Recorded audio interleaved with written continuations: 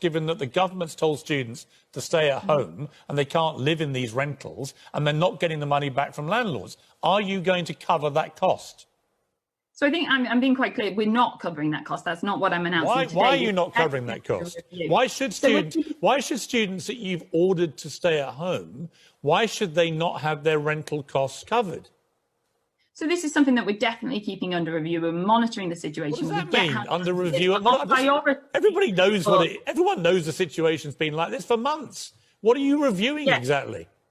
But our priority at the moment is getting money out the door into the pockets of students that are facing hardship, and that is what we're focusing on. But if students are paying out to private landlords who are not sympathetic and giving rebates, and frankly, I can understand private landlords, have their own commercial considerations, then they are obviously struggling, feeding back that information to you and wanting help.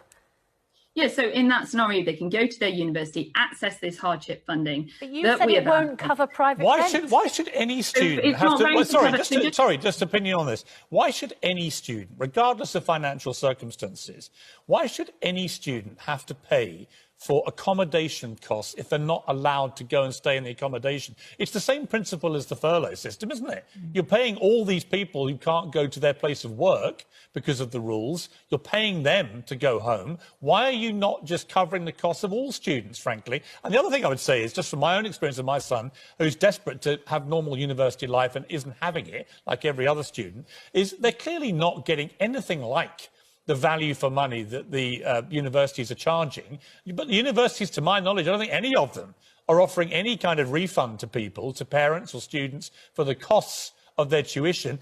But they could save thousands, these kids, by just enrolling for an online course. That's all they're getting. They'd save $3 grand if they went to the Open University. Only gets online tuition. Now, he represents every student in the country. Most of them are getting a very undervalued education, and yet they're all paying 100% of what they would have been in a non-pandemic era. Students and young people have a simple message for this Tory government. Enough is enough. First, you pay us to eat out, and then you blame us for the second wave. The rise in the number of cases we've seen over the last few days is largely amongst younger people. Inevitably, it leads to older people catching it from them. You screw up our A-level results with your mutant algorithm and deny thousands of working class students university places. The exam results that we've got today are robust, they're good. Then you'll tell us universities will be safe, teaching will be in person, and we should move to uni.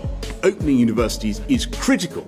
And what happens? Thousands of coronavirus cases across 70 universities. Students locked down in their halls without supplies, support or compensation. Hundreds and thousands of us are paying extortionate rents to live full-time in accommodation that is only designed to be slept in. All of this was predictable. Staff and students both predicted it. What was the point of making us all come here if we're going to do online lessons? So why did it happen? Because unis wanted fees, landlords wanted rent, and the government wanted easy scapegoats.